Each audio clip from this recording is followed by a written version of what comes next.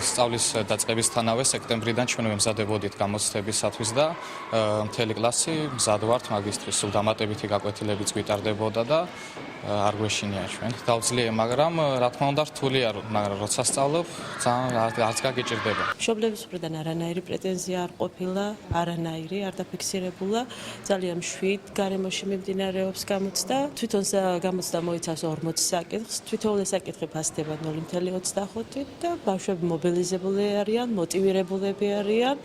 და ვფიქრობთ, რომ გამოცდა იქნება წარმატებული. სკოლის გამოსაშვები გამოცდები მიმდინარეობს ორ ეტაპად. პირველი ეტაპი მიმდინარეობს ეხლა 15 თებერვლიდან 1 მარტის ჩათვლით. ბათუმის თითქმის ყველა კერძო და საჯარო სკოლაში მიმდინარეობს გამოსაშვები გამოცდები ნორმალურად. ეხლა ნომერ მე-3 საჯარო სკოლაში მიმდინარეობს ბიოლოგიის გამოცდა, რომელსაც ესწრება 66 მოსწავლე. გამოცდა მიმდინარეობს შვიდ გარემოში, ყოველგვარი დარღვევების გარეშე.